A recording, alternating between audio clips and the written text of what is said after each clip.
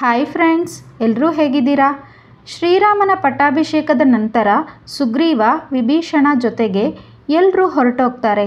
ಆದರೆ ಹನುಮಂತ ಮಾತ್ರ ಅಯೋಧ್ಯೆಯಲ್ಲಿ ಇರ್ತೀನಿ ಅಂತ ರಾಮನಿಗೆ ಹೇಳೋದ್ರಿಂದ ರಾಮ ಹನುಮಂತನಿಗಾಗಿ ಒಂದು ದೊಡ್ಡ ಕೊಠಡಿ ಕೊಡ್ತಾರೆ. ಆದರೆ ಒಂದು ದಿನ ಹನುಮಂತ ಸೀತಾದೇವಿಯ ದರ್ಶನಕ್ಕಾಗಿ ಹೋದಾಗ ಸೀತಾದೇವಿ ಹಣೆಗೆ ಸಿಂಧೂರ ಹಚ್ಕೊಳ್ತಾ ಇರ್ತಾರೆ. ಅರ್ಥವಾಗದ ಹನುಮಂತ ತಕ್ಷಣ ಸೀತಾದೇವಿಯ ಹತ್ರ ಹೋಗಿ, ಈ ಸಿಂಧೂರನ ಯಾಕೆ ಹಚ್ಕೊಳ್ತಾ ಇದ್ದೀರಾ ಅಂತ ಕೇಳ್ತಾನೆ ಹನುಮಂತ. ಅದಕ್ಕೆ ಸೀತಾದೇವಿ, ಸಿಂಧೂರ ಹಚ್ಕೊಳ್ಳೋದ್ರಿಂದ ಶ್ರೀರಾಮ ದೀರ್ಘಕಾಲ ನನ್ನ ಜೊತೆ ಇರ್ತಾರೆ, ಹಾಗೆಯೇ ಅವರ ಆಯಸ್ಸು ಗಟ್ಟಿಯಾಗುತ್ತದೆ ಅಂತ ಹೇಳ್ತಾರೆ.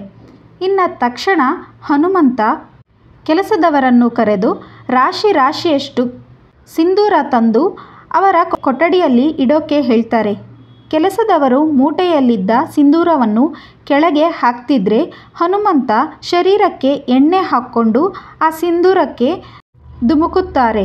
ಇದನ್ನು ರಾಮನಿಗೆ ತೋರಿಸಲು ಹೋಗ್ತಾ ಇದ್ರೆ ಹನುಮಂತನ ನೋಡಿದ ಎಲ್ಲರೂ ಯಾವುದೋ ಭೂತ ಬಂತು ಅಂತ ಭಯಪಟ್ಟು ಓಡಿ ಹೋಗ್ತಾರೆ. ಹಾಗೆ ನೇರವಾಗಿ ರಾಮನ ಎದುರು ನಿಂತ ಹನುಮಂತನನ್ನು ನೋಡಿ ರಾಮ ನಗುತ್ತಾ ಹನುಮಂತ ಭಕ್ತಿಗೆ ಮೆಚ್ಚಿ ಎಷ್ಟು ಜನ್ಮವಾದರೂ ಹನುಮಂತ ರಾಮನೊಡನೆ ಇರೋ ಹಾಗೆ ವರ ಕೊಡ್ತಾರೆ.